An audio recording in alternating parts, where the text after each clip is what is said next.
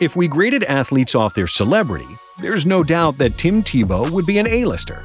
In football, there's only a few names even in his stratosphere. The crazy thing is that most of those names, Tom Brady, Patrick Mahomes, OBJ, Derrick Henry, they are superstar players. Tim Tebow? Not so much. That didn't stop the world from going crazy for his last run in the NFL. So let's get to the bottom of it. How bad was Tim Tebow actually? Tebow had a one-of-a-kind upbringing. His parents were missionaries and actually lived in the Philippines. There, his mother became pregnant and was diagnosed with amoebic dysentery and fell into a coma at almost the exact same time.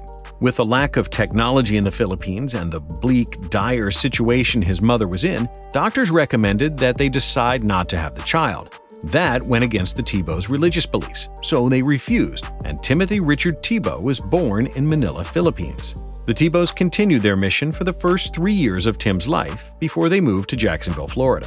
Tebow began his high school football career actually as a tight end for Trinity Christian Academy in Jacksonville. After his freshman year, the Tebows moved to the small town next to Jacksonville, Ponte Vedra Beach. Because he was homeschooled, Tebow was allowed to go to any high school in the county, ending up at Nice High School.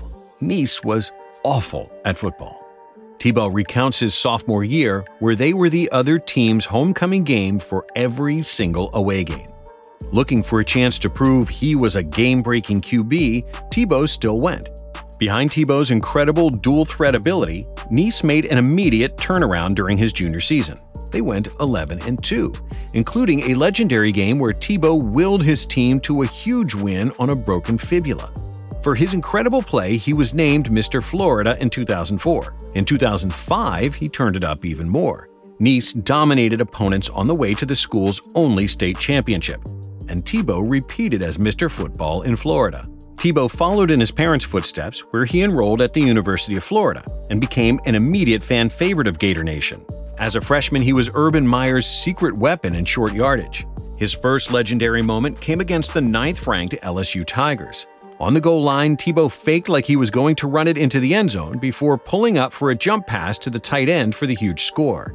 Tim Tebow would do all the scoring that day, throwing for another pass and running one in, to make sure the Gators would beat LSU for the first time in 3 seasons. He would score 13 times as a freshman, helping UF become the 2006 national champions. In 2007, Tebow went from fan favorite to national phenom. His unstoppable play, behind the ability to ground and pound the defense before airing it out right over their head, broke numerous SEC and NCAA records. To this day, Tebow is the only player to pass and run for 20 touchdowns in a single season. But it wasn't like he was 20-20. It was more like 32 passing touchdowns and 23 rushing. If you're keeping score at home, that's 55 total touchdowns in one season, over 4 a game. That mark is still the all-time SEC record, and the chances of it getting broken anytime soon are slim to none. The unprecedented play led to an unprecedented accolade, the first sophomore ever to win the Heisman Trophy. After an upset loss to Ole Miss in early 2008, Tebow gave the promise. In what would later be transcribed under his statue at Ben Hill Griffin Stadium, Tebow promised that he was going to do everything he could, try as hard as he could, that nobody would outwork the Gators from then on. The iconic moment inspired the Gators as they won their remaining 10 games, including 4 against ranked opponents. Tebow would dominate and lead UF to its second national title game in 3 seasons, where they defeated Oklahoma. He came through on his promise. Despite everything he faced as a senior, from a respiratory illness to a concussion to losing numerous teammates to injury, Tebow didn't miss a game and set the all-time SEC rushing touchdown record as a senior. He caught flack when he was seen crying on the sidelines of UF's SEC championship loss to the Crimson Tide, but he finished his college career breaking the bowl game offensive record with 533 yards against University of Cincinnati. Then, all the controversy starts. Some head coaches around the NFL felt he should be a top 10 pick. Some felt he was undraftable. Mel Kiper blasted the table, saying he could never be an NFL QB. He lacked the intangibles to survive the pro game and should switch to tight end instead. As a hometown favorite for his devout Christian faith and his place in UF lore, people demanded that the Jacksonville Jaguars select Tebow to fix their attendance issues. His name became a sticking point. You either loved him or you hated him. You had to pick a side. Some thought there was no way he could fail. Others felt there was no way he could succeed.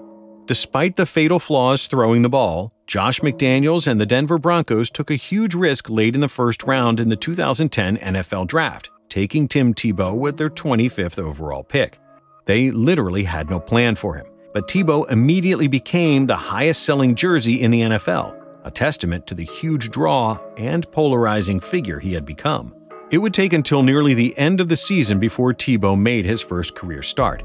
The Broncos' season was basically dead, and they wanted to see what they had in their first-round investment. What they had was an inaccurate fullback at quarterback. He was the most unconventional passer the game's ever seen, with a wonky motion and no ability to read coverages, and a desire to take off and try to truck guys who were now bigger and stronger than him. Despite that, Denver got desperate after a 1-3 start to the next season. When Kyle Orton wasn't getting the job done and the mounting pressure came from the fan base, the Broncos scrapped their entire offense in favor of Tim Tebow. They were going to build around his strengths and try and hide his deficiencies. It was ugly. But somehow a phenomenon known as Tebow time was born. The offense wouldn't do anything for 3 quarters, falling behind to a double-digit deficit before Tebow would somehow, someway, will his team back in the game. The first glimpse was against the Chargers, where Tebow scored 2 late touchdowns to bring them within a score before the Chargers won. That would be the blueprint for every week after. They beat the Kansas City Chiefs with Tebow throwing only 8 times, completing a whopping 2 of them for 69 yards and a touchdown. He couldn't complete passes, but the Broncos were winning behind their stingy defense and clutch QB. They played the New York Jets on Thursday Night Football, and Tebow time went prime time.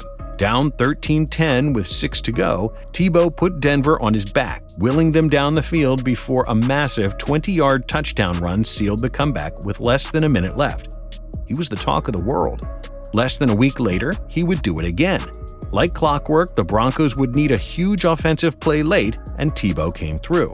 He led them to an overtime victory, a 3rd straight comeback win. Against the Bears, Tebow had us starting to believe in miracles. They were down 10-0 with 2 minutes remaining in the game when Tebow led them on back-to-back scoring drives to force overtime, where he bullied Chicago down the field for the game-winning kick. Just as it blew up, it seemed Tebow time's 15 minutes of fame was coming to an end. He was awful to finish the season. The Broncos lost their final 3 games, and Tebow threw more pick-sixes than he did touchdowns. But Denver lucked into the playoffs when the Raiders blew their chance in the final week after a loss. Tebow ended 2011 by breaking a record you never want to break, the least accurate quarterback of all time. His 46% completion rate made him the first QB to ever start 10 games and complete less than half of his throws. In those starts, he completed half his passes only 4 times.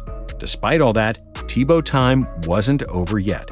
The Broncos came in the underdogs to the Pittsburgh Steelers in the wild-card round. Nobody gave them a chance. What they didn't know was Tebow was about to throw for his first and only 300-yard passing game. Big plays came in bunches. Tebow completed just 10 of his 21 passes, but they went for an average of 31.6 yards of completion. It would be his 10th pass on the first play of overtime that would be the biggest. 80 yards away, Tebow threw a strike over the middle to Demaryius Thomas, who broke a tackle and scampered all the way to history. Tebow led Denver from 1-3 to the second round of the playoffs. Bill Belichick's Patriots grounded them quickly, demolishing Denver 45-10 the next week, with Tebow completing a disgusting 34% of his passes. With Peyton Manning in tow the next season, the Broncos couldn't wait to get rid of Tim Tebow. They swiftly traded him to the New York Jets, and the circus came with him to the Big Apple. Tebow brought little to the Jets on the field and created nothing but controversy off. The fan base didn't believe in Mark Sanchez and wanted some Tebow time of their own, but they never got it. Tebow played more special teams than he did quarterback, throwing just 8 passes and not scoring a single time. The Jets cut him right after the season. He would get one last shot at NFL QB when the Patriots signed him. Unfortunately, Tebow just wasn't a very good quarterback, plain and simple. He blew in 2 preseason games, completing 4 of 12 in the first game and backing it up by making that performance look great. A 1 for 7, -1 yards, 1 interception showing. With a passer rating of a 0, that should have been it for him. But we love some Tebow. He would get another shot with the Eagles, where he, you guessed it, just kinda sucked.